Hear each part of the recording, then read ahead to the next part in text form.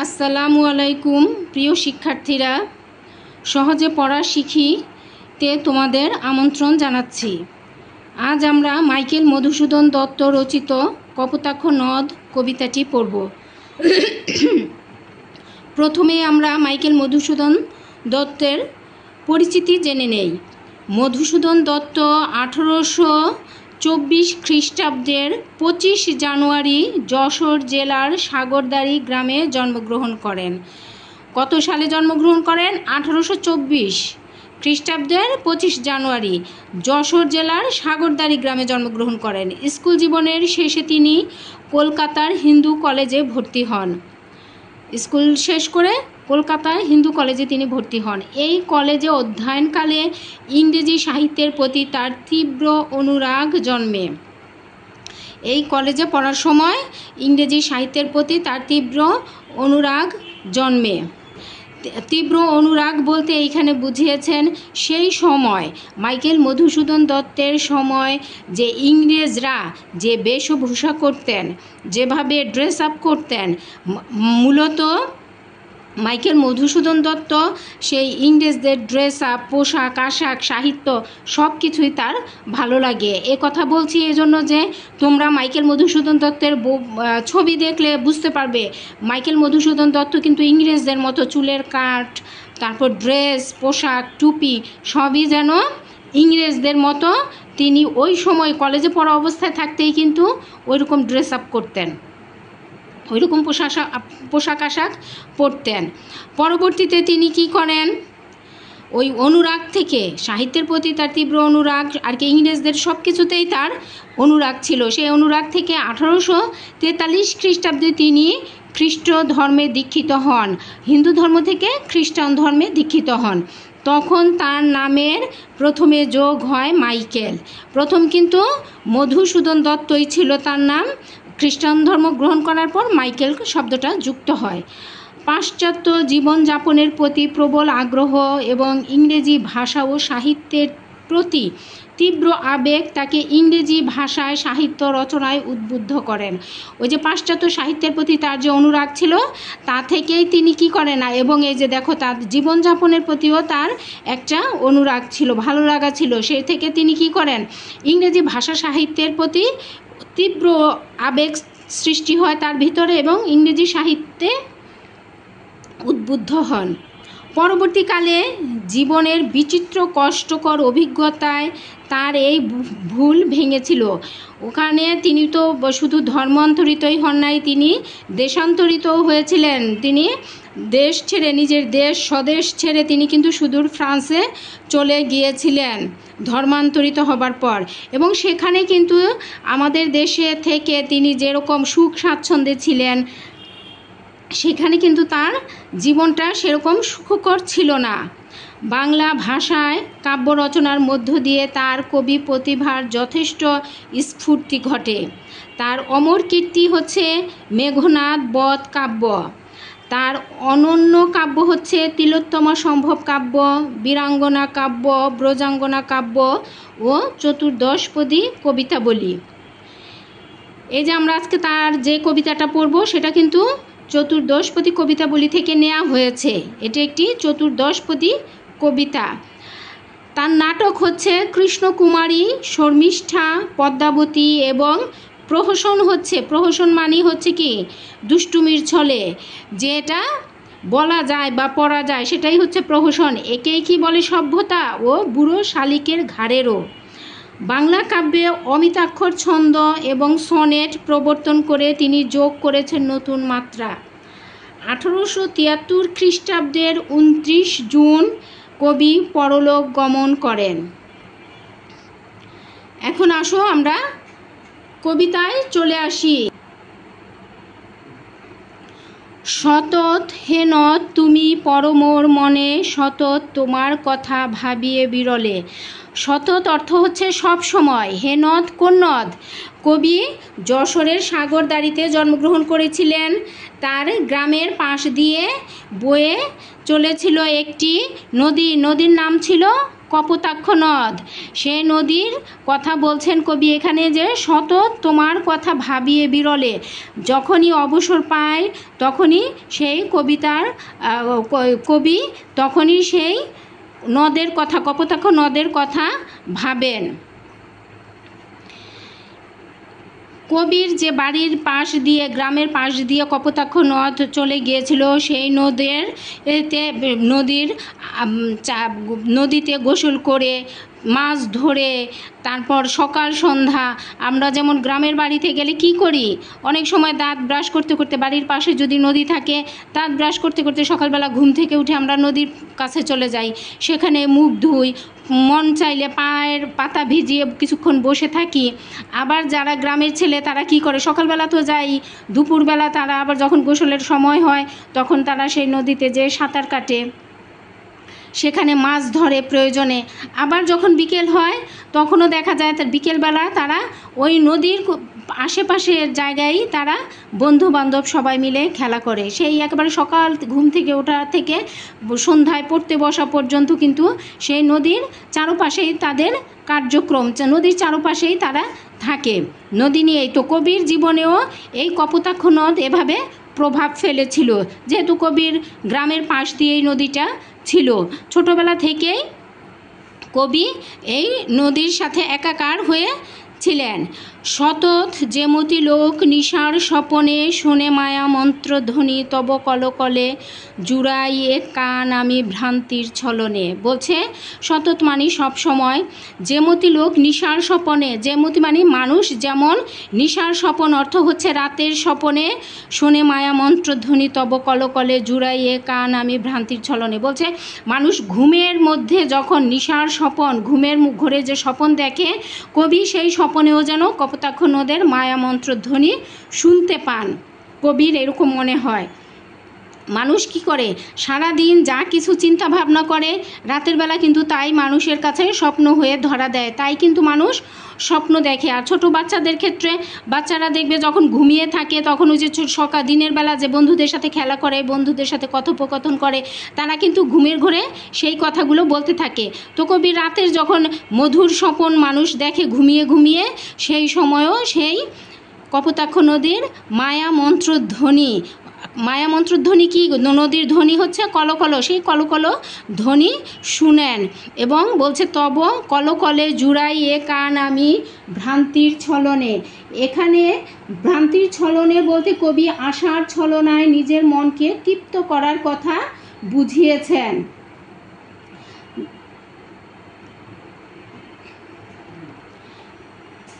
বহু দেশে দেখিয়াছি বহু নদদলে, কিন্তু এ স্নেহের তৃষ্ণা মিটে কার জলে।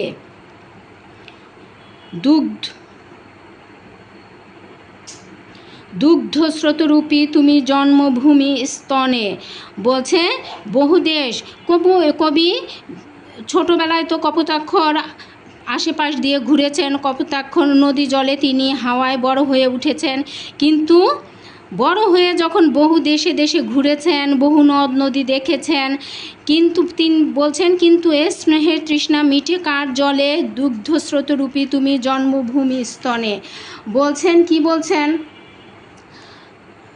সঙ্গত কারণেই দীর্ঘ প্রবাস জীবনে কবি যখন কপোতাক্ষ নদের কথা ভাবেন এবং তাকে দেখার জন্য, তার স্পর্শ পাওয়ার জন্য ব্যাকুল হয়ে ওঠেন, তখন কবি কি করেন, যে এই যে মনে করেন যে তার যে ভিতরের যে একটা তৃষ্ণার সৃষ্টি হয়েছে নদীকে দেখার জন্য, নদীর পানি পান করার জন্য আন্তরিক একটা স্নেহবোধের সৃষ্টি হয়েছে, এটা তিনি কি করেছেন, যে এই তৃষ্ণা তার নদীর অন্য কোনো নদীর জলে মেটা সম্ভব না। এর মানে কি বলছেন, যে অন্য কোনো নদীর জলে মেটা সম্ভব না কেন, অন্য কোনো কারণ তার তো আসলে এই তৃষ্ণা তো পানির তৃষ্ণা না, এ তৃষ্ণা তার হচ্ছে অন্তরের তৃষ্ণা। এ তৃষ্ণা হচ্ছে তার দেশবাসী এবং দেশের ভাষার প্রতি যে তার টান বিদেশে যে তিনি অনুভব করেছেন, এটা হচ্ছে তার সেই তৃষ্ণা। এই তৃষ্ণা বলছেন যে আমি দেশে এসে সেই কপোতাক্ষ দেখা না পর্যন্ত আমার এ তৃষ্ণা মিটবে না। দুগ্ধস্রোতরূপী তুমি জন্মভূমি স্তনে, এখানে দুগ্ধস্রোতরূপী তুমি জন্মভূমি স্তনে কেন বলেছেন? একটা শিশু জন্মের পরে সে কিন্তু অসহায়, সে কিন্তু একেবারে দুর্বল, তার কিন্তু শোয়া থেকে সে নড়াচড়া করতে পারে না, উঠতে পারে না, শুয়েই থাকে। তখন সে ক্ষুধা পেলে শুধু কান্না করতে পারে, এটুকুই পারে। তখন মা যদি তার স্তন দিয়ে যদি এই শিশুটিকে বড় করে না তোলেন, তাহলে কি এই শিশু, অসহায় শিশুর বাঁচার কোনো উপায় আছে? কোনো উপায় নাই। তাহলে বলছে দুগ্ধস্রোতরূপী তুমি জন্মভূমি স্তনে, এখানে বলছে যে কপোতাক্ষ নদের জল যেন কবির কাছে মায়ের দুধের মতোই দামি এবং প্রিয়। কপোতাক্ষ নদের জল খেয়ে, কপোতাক্ষ নদের জলে নিয়ে যেন কবি দিনে দিনে আস্তে আস্তে বড় হয়ে উঠেছেন, এবং সেই যে তার অনুভূতি, কপোতাক্ষ নদীর প্রতি অনুভূতি, সেই অনুভূতি কি তার জন্মভূমি এবং স্বদেশী ভাষার প্রতি ভালোবাসায় এখানে প্রকাশ করেছে। আর কিহে হবে দেখা যতদিন যাবে প্রজারূপে রাজরূপ সাগরেরে দিতে, বাড়ি রূপ করো তুমি। এখানে বলছে আর কিহে হবে দেখা যতদিন যাবে। এখানে কার সাথে দেখা হওয়ার কথা কবি বলেছেন? কবি বলেছেন এই কপোতাক্ষ নদের কথাই তিনি বলেছেন। দীর্ঘ প্রবাস জীবনে প্রিয় কপোতাক্ষ নদের সাক্ষাৎ লাভের ব্যাকুলতা থেকে তার মনে এরকম একটা সংশয় জেগেছে যে কপোতাক্ষ নদের সাথে তিনি কি আর দেখতে পাবেন নদটাকে? তার সাথে কি আর নদের দেখা হবে? প্রজারূপে রাজরূপ সাগরের দিতে, বাড়ি রূপ করো তুমি। বলছে প্রজারূপে রাজরূপ সাগরের দিতে। নদীর ধর্ম কি জানো? নদী সবসময় বয়ে চলে সাগরের দিকে, সাগরের দিকে নদী ধাবিত হয়, এটাই হচ্ছে নদীর ধর্ম। তো বলছে যে সকল নদী কিন্তু সাগরের দিকে ধেয়ে চলে। এখানে কপোতাক্ষ নদকে প্রজা মনে করে বলেছেন যে তুমি সাগরকে কর দাও। কি কর দেয় সে? বাড়ি, পানি, তার যে পানি আছে কপোতাক্ষের পানি, সেই পানিকে সে সাগরকে রাজা মনে করে তাকে পানি দেয়। মানে ওই যে নদীর পানি সাগরে যে উপচে পড়ে, সাগরের পানির সাথে মিশে, এটাকেই তিনি কাব্যগুণে ভরে তুলেছেন এবং বলেছেন যে কপোতাক্ষ নদ প্রজা আর সাগর হচ্ছে রাজা। কাজাইতে ওই নদীর পানি যে জোয়ারে জোয়ারে টানে টানে সাগরে যে পড়ে, এটাকে বলছেন যে মনে হচ্ছে, কবির মনে হয়েছে এটাই হচ্ছে রাজার কর দেয়া। এ মিনতি গাবে বঙ্গজনের কানে শখে সখারিতে, নাম তার এ প্রবাসে মজি প্রেমভাবে লইছে যে তব নাম বঙ্গের সঙ্গীতে।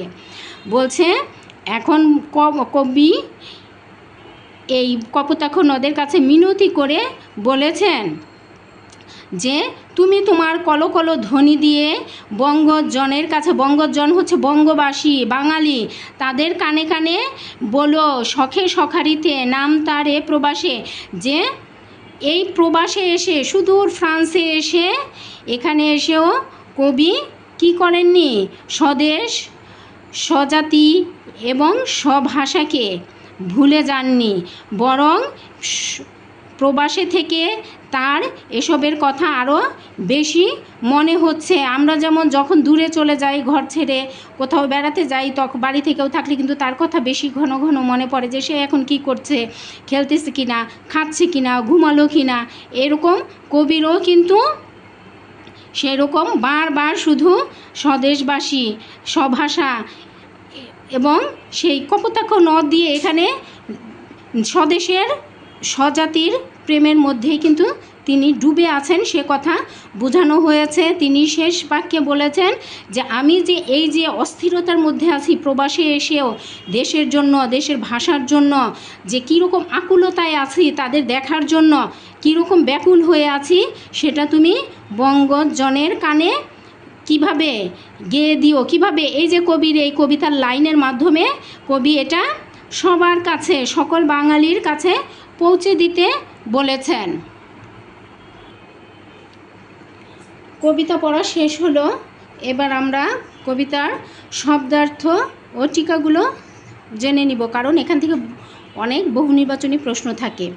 শতৎ শব্দের অর্থ হচ্ছে সর্বদা, বিরলে একান্ত নিরিবিলিতে, নিশা অর্থ রাত্রি, ভ্রান্তি অর্থ ভুল, বাড়ি রূপ কর অর্থ প্রজা যেমন রাজাকে কর বা রাজস্ব দেয়, তেমনি কপোতাক্ষ নদ ও সাগরকে জল রূপ কর বা রাজস্ব দিচ্ছে। চতুর্দশপদী কবিতা হচ্ছে ইংরেজিতে সনেট, বাংলায় চতুর্দশপদী কবিতা। 14 চরণ সম্মিলিত, ভাব সংহত ও সুনির্দিষ্ট। চতুর্দশপদী কবিতার প্রথম 8 চরণের স্তবকে অষ্টক এবং পরবর্তী 6 চরণের স্তবককে ষষ্ঠক বলে। অষ্টকে মূলত ভাবের প্রবর্তনা এবং ষষ্ঠকে ভাবের পরিণতি থাকে। আমরা কবিতা যে পড়লাম, প্রথম একটা প্যারা ছিল, প্রথম প্যারায় কি ছিল? এখানে ভাবের প্রবর্তনা। প্রবর্তনা মানে কি? ভাবের সূচনা, ভাবের প্রবর্তনা, ভাবের সূচনা করেছেন তিনি, তা সেটাকে আর কি মেলে ধরেছেন ভাবটাকে। প্রথম 8 লাইন, এটা অষ্টক হচ্ছে 8 লাইন বিশিষ্ট স্তবক। এই 8 লাইনে তিনি ভাবটাকে, তার মনের ভাবটাকে মেলে ধরেছেন। মেলে ধরে কি বলেছিলেন? কপোতাক্ষ নদের কথা বলেছেন না? কপোতাক্ষ নদের যে ভুলের বশত তিনি কপোতাক্ষ নদের কলকল ধ্বনি শুনতে পান, তারপর দুগ্ধস্রোতে রূপে তিনি জন্মভূমি স্তনে, এই নদীর জল ছাড়া তার তৃষ্ণা মেটে না, এটা হচ্ছে তিনি ভাবকে মেলে ধরেছেন। এবং ষষ্ঠকে ভাবের পরিণতি থাকে। ষষ্ঠক অর্থ হচ্ছে 6 লাইন বিশিষ্ট পরের যে শেষের প্যারাটা, 2টা প্যারা না, শেষের প্যারাটা, ষষ্ঠকে ভাবের পরিণতি থাকে। ভাবের পরিণতি মানে কি? ওখানে এই উপরে অষ্টকে কবি যেখানে ভাবকে মেলে ধরেছেন পাঠকের কাছে, আর ষষ্ঠকে তিনি কি করেছেন? ভাবের পরিণতি দেখিয়েছেন না। ওখানে বলছেন, কি বলছেন? যে আর কি হে হবে দেখা, নদীর সাথে কবির সাথে কি আর দেখা হবে কি না, সেই সংশয় প্রকাশ করেছেন। তারপরে কি বলছেন? বঙ্গজনের কাছে শখে শখারিতে, আবার ওখানে বলছেন যে ওই যে রাজা রূপে, রাজাকে সে কর দেয় প্রজারূপে, সেটা বলছেন। আর বলছেন বঙ্গবাসীর কাছে, বাংলা ভাষাভাষীর কাছে তার কি এই প্রেম ও ভাবের কথা পৌঁছে দিতে বলেছেন।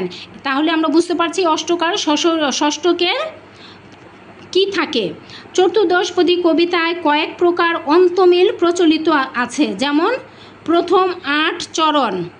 প্রথম 8 চরণে ক খ ক খ খ ক, প্রথম 8 চরণ মানে হচ্ছে 8 লাইন। 8 লাইনের প্রথম লাইনের শেষে থাকবে ক, শেষে তারপরের লাইনে থাকবে খ, তারপরের লাইনে খ, তারপরের লাইনে ক, মানে একেবারে শেষের, এরকম শেষের শব্দে যে এই শব্দগুলো থাকবে। প্রথম 8 চরণ বিশিষ্ট প্রথম 4টার কথা বললাম, পরের 4টায় আবার থাকবে ক, খ, খ, ক। এগুলো কিন্তু নৈর্ব্যক্তিক প্রশ্ন অনেক সময় আসে। এটা মুখস্থ করা কিন্তু সহজ। 2 পাশে 2টা ক, মাঝখানে 2টা খ। আবার এইখানেও সেম, 2 পাশে 2টা ক, মাঝখানে 2টা খ। এটা হচ্ছে অষ্টকের কি চরণ পরিকল্পনা, যেভাবে কবি করেছিলেন সেটা চরণ মিল আর কি। আর শেষের 6 চরণ দেখো, একেবারে খুব সহজ। ঘ উ চ, ঘ উ চ, এই 3 লাইন, এই 3 লাইন, সে একেবারে শেষের এই অক্ষরগুলো থাকবে। বুঝেছো তোমরা? অথবা প্রথম 8 চরণ ক খ গ, ক খ গ, প্রথম 8 চরণ। ওখানে বলছিল 2 পাশে 2 ক আর মাঝখানে 2টা খ। এখানে বলছে প্রথম পাশে ক, শেষের পাশে গ, মাঝখানে 2টা খ। একই সেম, প্রথম 4 লাইন 4 লাইন 8 লাইন। শেষের 6 চরণ ঘ উ আর চ চ। একটু খেয়াল করলে, 2-1 বার যদি তোমরা একটু খেয়াল করে পড়ো, তাহলেই কিন্তু তোমাদের এটা মনে থাকবে। কপোতাক্ষ নদ একটি চতুর্দশপদী কবিতা। চতুর্দশপদী কবিতা মানে কি? 14টা পদ বিশিষ্ট কবিতা। ওই যে চতুর্দশপদী কবিতা 14টা পদ বিশিষ্ট কবিতা, প্রথম 8 লাইন পরে 6 লাইন, এই হচ্ছে চতুর্দশপদী কবিতা। এখানে মিল বিন্যাস ক খ ক খ, ওই যে 8টার কথা বলছে ক খ খ ক, আবার শেষের 6 লাইন বলছে গ ঘ গ ঘ গ গ। এই চতুর্দশপদী কবিতার এই মিল বিন্যাস, এই ছন্দে এটা লিখিত হয়েছে। এবার আসো আমরা কপোতাক্ষ নদের পাঠ পরিচিতিটা একটু জেনে নেই। কপোতাক্ষ নদ কবিতাটি কবির চতুর্দশপদী কবিতাবলী থেকে সংগৃহীত হয়েছে। এই কবিতায় কবির স্মৃতিকাতরতার আবরণে তার অতুজ্জ্বল দেশপ্রেম প্রকাশিত হয়েছে। এটা কিন্তু খুব ইম্পর্ট্যান্ট একটা লাইন। স্মৃতিকাতর হয়েছিলেন না কবি কপোতাক্ষ নদকে দেখার জন্য, তার কলকলধ্বনি শোনার জন্য, তার জল পান করার জন্য। এই স্মৃতিকাতরতার আবরণে মানে এর আচ্ছাদনে এর ভেতরে কি প্রকাশ পেয়েছে? দেশপ্রেম প্রকাশিত হয়েছে। কবি যশোর জেলার কপোতাক্ষ নদের তীরে সাগরদাড়ি গ্রামে জন্মগ্রহণ করেন। শৈশবে মধুসূদন এই নদের তীরে প্রাকৃতিক পরিবেশে বড় হয়েছেন। যখন তিনি ফ্রান্সে বসবাস করেন তখন জন্মভূমির শৈশব কৈশোরের বেদনা বিধুর স্মৃতি তার মনে জাগিয়েছে কাতরতা। দূরে বসেও তিনি যেন কপোতাক্ষ নদের কলকল ধ্বনি শুনতে পান। কত দেশে কত নদ নদী তিনি দেখেছেন, কিন্তু জন্মভূমির এই নদ যেন মায়ের স্নেহডোরে তাকে বেঁধে রেখেছে। কিছুতেই তিনি তাকে ভুলতে পারেন না। কবির মনে সন্দেহ জাগে, আর কি তিনি এই নদের দেখা পাবেন? কপোতাক্ষ নদের কাছে তার সবিনয় মিনতি বন্ধুভাবে তাকে তিনি স্নেহাদরে যেমন স্মরণ করেন, কপোতাক্ষ যেন একই প্রেমভাবে তাকে সস্নেহে স্মরণ করে। কপোতাক্ষ নদ যেন তার স্বদেশের জন্য হৃদয়ের কাতরতা বঙ্গবাসীর নিকট ব্যক্ত করে। দেশমাতৃকার প্রতি অকুণ্ঠ প্রেম যে মানুষের সহজাত প্রবৃত্তি, কবিতায় তাই ধরা পড়েছে। এবার আমরা কিছু বহু নির্বাচনী পড়ব কবিতা থেকে। তোমরা একটু ভালো করে খেয়াল করো এবং দেখো, বাংলা সাহিত্যে প্রথম সার্থক মহাকাব্য কোনটি? এটা হচ্ছে হেক্টর বধ, বীরাঙ্গনা, মেঘনাদ বধ কাব্য, মহাশ্মশান কাব্য। এটা হচ্ছে মাইকেল মধুসূদন দত্ত রচিত মেঘনাদ বধ কাব্য। কপোতাক্ষ নদ কবিতায় স্নেহের তৃষ্ণা কথাটিতে প্রকাশ পেয়েছে। স্বজন প্রীতি, স্মৃতিকাতরতা, মাতৃভাষা প্রীতি, সন্তান বাৎসল্য, এখানে স্মৃতিকাতরতা প্রকাশ পেয়েছে। কপোতাক্ষ নদের জলকে কবি কিসের সাথে তুলনা করেছেন? নিশার স্বপন, স্নেহের তৃষ্ণা, মায়া মন্ত্র ধ্বনি, মাতৃদুগ্ধ। কপোতাক্ষ জলকে তিনি কিসের সাথে তুলনা করেছেন? মাতৃদুগ্ধ। আর কি হে হবে দেখা, এতে কি প্রকাশ পেয়েছে? স্মৃতি, আকাঙ্ক্ষা, সংশয়, প্রহসন। এতে কি প্রকাশ পেয়েছে? সংশয়। কপোতাক্ষ নদ কবিতায় কবি সাগরকে কি রূপে কল্পনা করেছেন? সাগরকে রাজা, প্রজা, মাতা, সখা। এখানে কি রূপে কল্পনা করেছেন আমরা দেখি? রাজা রূপে। চতুর্দশপদী কবিতার অষ্টকে থাকে, অষ্টক মানে 8 লাইনে, ভাবের প্রবর্তনা, ভাবের ব্যাখ্যা, ভাবের পরিণতি, ভাবের উচ্ছ্বাস। এখানে কোনটা হবে? ভাবের প্রবর্তনা। সনেটের ষষ্ঠকে কি থাকে? ভাবের প্রবর্তনা, ভাবের ব্যাখ্যা, ভাবের পরিণতি, ভাবের উচ্ছ্বাস। ষষ্ঠকে মানে 6 লাইনে এখানে আমাদের কি থাকে? ভাবের পরিণতি। কপোতাক্ষ নদ কবিতায় কবির স্মৃতি কাতরতার মধ্য দিয়ে কোন বিষয়টি প্রকাশ পেয়েছে? এই যে স্মৃতি কাতর হয়ে পড়েছিলেন কবি, তার ভিতর থেকে কী প্রকাশ পেয়েছে? শৈশব স্মৃতি, ভাষাপ্রেম, প্রকৃতি প্রেম, দেশপ্রেম। এখানে হবে দেশপ্রেম। বাংলা কাব্যে মধুসূদন দত্তের অনন্য অবদান। অমিতাক্ষর ছন্দ, গদ্য ছন্দ, চতুর্দশপদী কবিতা। নিচের কোনটা সঠিক হবে? 1 ও 2, 1 ও 3, 2 ও 3, 1, 2 এবং 3। এখানে কোনটা কোনটা দেখো? 1 হবে অমিতাক্ষর ছন্দ আর চতুর্দশপদী কবিতা। গদ্য ছন্দ তো না, কাজেই এটা 1 এবং 3 খ নাম্বার। ভ্রান্তির ছলনে শব্দটির অর্থ কি? কবি এখানে ভ্রান্তির ছলনে ব্যবহার করেছেন না, সেটার অর্থ কি? ভুলের ছলনায়, আশার ছলনায়, পাওয়ার ছলনায়, হারাবার ছলনায়, ভুলের ছলনায়। বাড়ি রূপ করো তুমি এখানে, বাড়ি রূপ করো তুমি, এখানে কর অর্থ কি? হাত, অংশ, রাজস্ব নাকি ক্রিয়াপদ? এখানে হচ্ছে কর, কর দেয়া মানে হচ্ছে রাজস্ব দেয়া। চতুর্দশপদী কবিতাকে ইংরেজিতে কি বলে? Octave, sestet, sonnet, হাইম।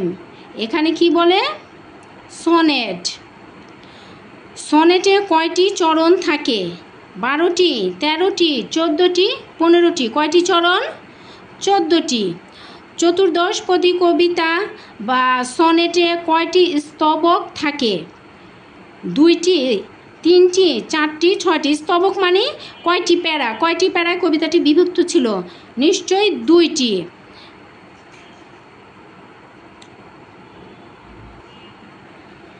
কপোতাক্ষ নদ কবিতাটি কোন ছন্দে লেখা?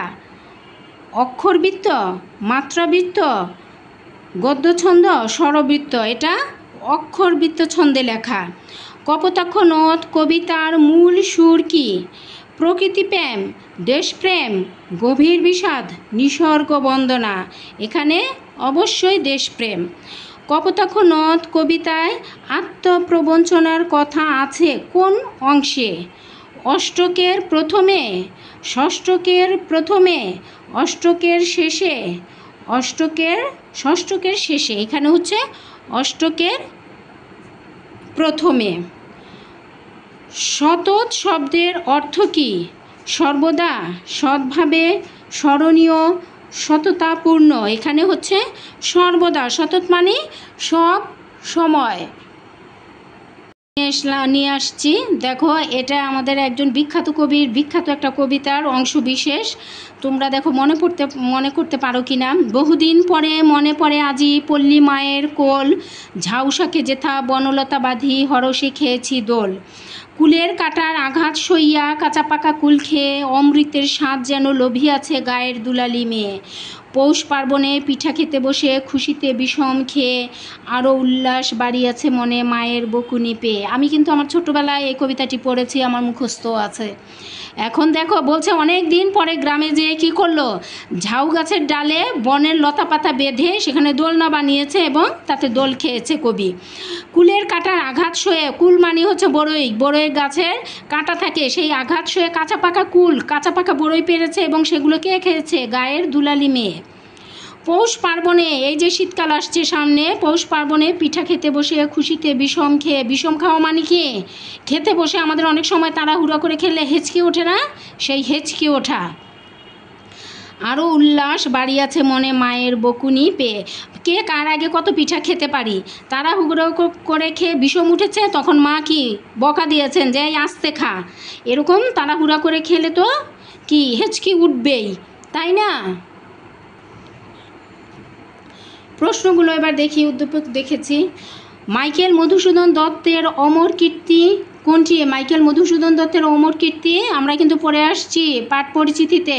মাইকেল মধুসূদন দত্তের অমর কীর্তি হচ্ছে মেঘনাদ বধ কাব্য। আর কিহে হবে দেখা, কবি কথা বলেছেন কেন? আর কিহে হবে দেখা, এই লাইনটি দিয়ে আমরা কি বুঝি? আর্থিকভাবে অর্থ বিশ্লেষণ করলে বোঝা যায় যে এখানে সংশয় প্রকাশ হয়েছে, কারোর সাথে কি আর দেখা হবে? কার সাথে দেখা হবে? কবির সেই শিশু কপোতাক্ষ নদের কথা বলছেন, কৈশোরের কপোতাক্ষ নদের কথা।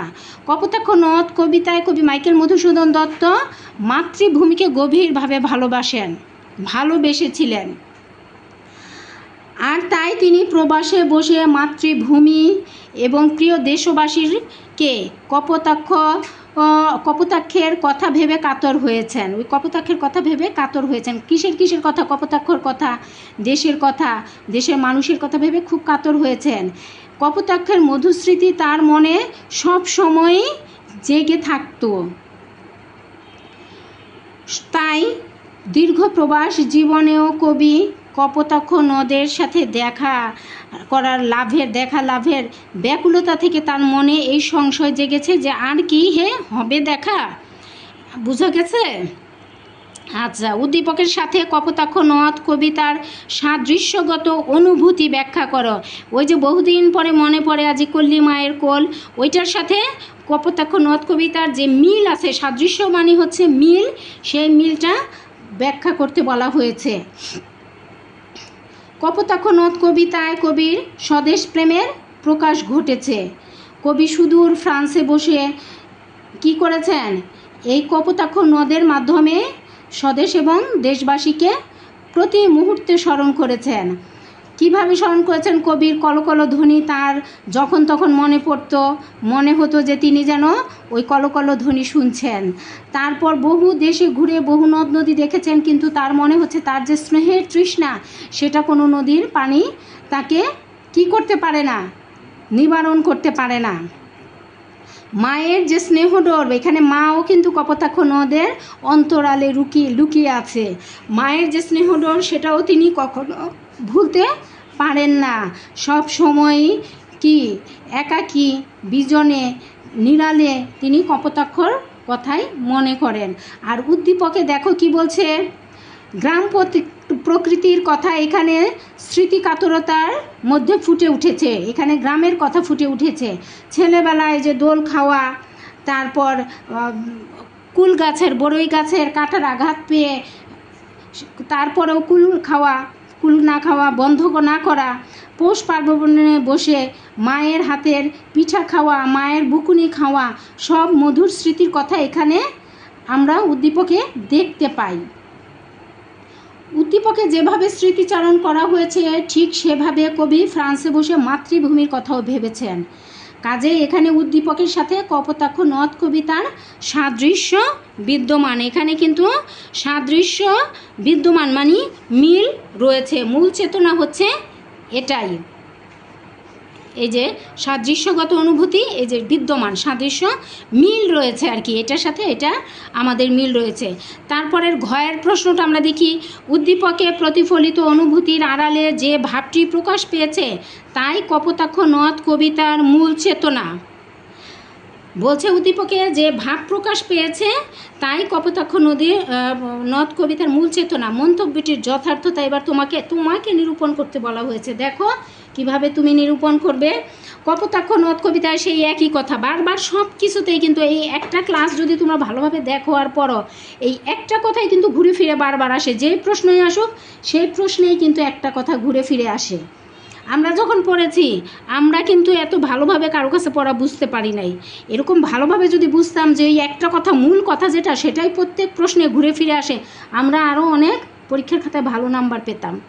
কিন্তু ভালো নম্বর আমাদের যাই আসছে এরকম বুঝতে পারলে আমরা আরও অনেক বেশি ভালো নম্বর পেতাম। আমার এই মুহূর্তে তোমাদেরকে পড়াতে আমার কিন্তু তাই মনে হয়। দেখো উদ্দীপকে প্রতিফলিত রূপ আর কবিতার রূপ, এবার মূল চেতনা দুইটারই কি এক কিনা সেটা এবার আমরা দেখব। কবিতা কবি সুদূর পরবাসে বসে কপোতাক্ষ নদকে কেন্দ্র করে স্মৃতিকাতর হয়ে উঠেছেন দেশের জন্য, দেশবাসীর জন্য। এখানে কবির যে মমতা কপোতাক্ষ নদের জন্য, সেই মমতা কিন্তু মূলত কবির দেশবাসীর জন্য, দেশের জন্য প্রকাশ পেয়েছে। স্মৃতির কি অন্তরালে কবি দেশকেই বারবার স্মরণ করেছেন। আমরা এই সর্বশেষে এই কথাই বলতে পারি। আর উদ্দীপকে কবির ছোটোবেলার মধুর স্মৃতির কথা এখানে ফুটে উঠেছে। ঝাউয়ের ডালে লতা পাতা বেঁধে তারা দোলনা বানিয়েছে। তারপর কি বড়ই পাড়তে গেলে কিন্তু বড়ই গাছ ঝাঁকুনি দিলে বড়ই যখন পড়ে তখন কিন্তু কাটা লাগে না, কিন্তু বড়ই গাছে হাত দিয়ে যখন বড়ই পাড়তে যাবে একেবারে হাত ছিলে যাবে বড়ই কাটায়, কত জায়গা যে ছিলে যাবে সেটা নিজের হাতে যদি বড়ই না পারো তাহলে তোমরা বুঝতে পারবে না। অসম্ভব কাটা থাকে বড়ই গাছের ডালগুলোতে। সেই কাটার আঘাত সয়ে কি গায়ের দুলালি মেয়ের কথা বলা হয়েছে, সে বড়ই খেয়েছে, কবিও কিন্তু খেয়েছেন। কবির কথা কবি এখানে বলেন নাই, উজ্জ্ব রেখেছেন। তারপর কবি কি করেছেন, মায়ের হাতের পৌষ পার্বণের পিঠা খেয়েছেন আর এত খুশি হয়েছেন। তখন আমরা যখন অনেক ভাই বোন, চাচাতো মামাতো ফুফাতো মেহমান সবাই মিলে যখন একসাথে খাই, তখন কিন্তু একটা খাওয়া নিয়ে একটা কী পড়ে যায়, প্রতিযোগিতার ধুম পড়ে যায়, কে কার আগে নিবে থাপা দিয়ে, কে কার আগে নিয়ে খাবে, এরকম একটা বিষয়। খাওয়াটা বিষয় না আর কি, কে বেশি নিতে পারে, কে বেশি খেতে পারে, এই ধরনের। তখন ওই যে খুশিতে বিষম খেয়ে যেত কবি, যে তাড়াতাড়ি খেতে যেয়ে নাকে মুখে গিলতে যেয়ে বিষম উঠত, তখন মা কিন্তু বকুনি দিত, বলছে যে মা বকুনি দিত, সেটাও যেন আজকে মধুর হয়ে দেখা দিয়েছে এই বয়সে এসে। এখানে সেই কথাই বলেছে। এখন দেখো প্রবাস জীবনের স্মৃতিকাতরতা আর কবির যে এই যে পল্লীর স্মৃতির কথা মনে করে, শৈশব বিজড়িত স্মৃতির কথা মনে করে প্রকৃতিকে ভুলতে পারছেন না। এখানে উদ্দীপক এবং দেশপ্রেমের চেতনা রয়েছে, তাই কপোতাক্ষ নদ কবিতার মূল সুর চেতনা দুইটাই কি এক। উদ্দীপকের প্রতিফলিত স্মৃতিকাতরতার অনুভূতি, আমাদের কপোতাক্ষ নদ কবিতার অনুভূতি একই রকম, একটা একটু ক্ষুদ্রার্থে আর একটা হচ্ছে বৃহদার্থে। তাহলে আমরা এই প্রশ্নর আলোচনা এখানেই শেষ করলাম। পরবর্তী দেখি আমরা কি প্রশ্ন। চলে এসেছি আরও একটা নতুন উদ্দীপক নিয়ে। দেখো, আমার দেশের মাটিতে মেশানো আমার প্রাণের ঘ্রাণ, গৌরবময় জীবনের সম্মান, প্রাণ স্পন্দনে লক্ষ্য তরুর করে জীবন প্রবাহ সঞ্চারী মর্মরে, বক্ষে জাগায় আগামী দিনের আশা, আমার দেশের এ মাটি মধুর মধুর আমার ভাষা। এবার উদ্দীপক অনুযায়ী আমাদের প্রশ্নগুলো আমরা দেখি।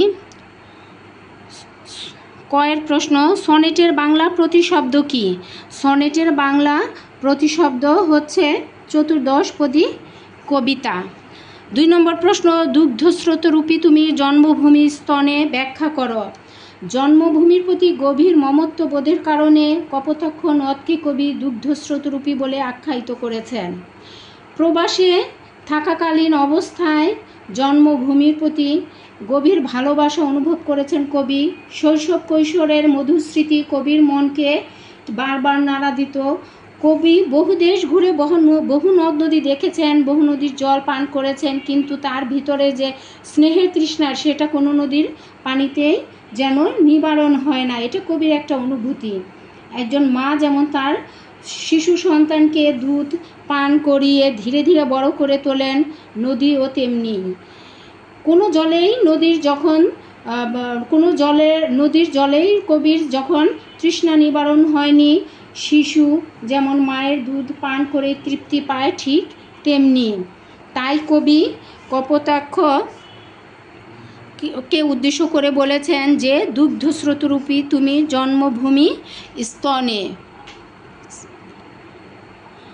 3 গয়ের প্রশ্ন দেখো, উদ্দীপকে কি বলছে। উদ্দীপক ও কপোতাক্ষ নদ কবিতায় বর্ণিত সাদৃশ্যের দিকটি বর্ণনা করো। এখানে যে আমাদের কবিতায় যে আর উদ্দীপকে যে মিল রয়েছে, সাদৃশ্য, সেই সাদৃশ্য বর্ণনা করতে তোমাকে বলা হয়েছে, মিলটুকু খুঁজে বের করতে বলা হয়েছে। কপোতাক্ষ নদ কবিতা একটি স্মৃতিচারণমূলক কবিতা। স্মৃতির আবরণে ঢাকা পড়েছে কবির দেশপ্রেম। কবি তার শৈশবের স্মৃতি বিজড়িত মাতৃভূমিকে গভীরভাবে ভালোবাসেন। মাতৃভূমির সঙ্গে তার গভীর সম্পর্ক রয়েছে।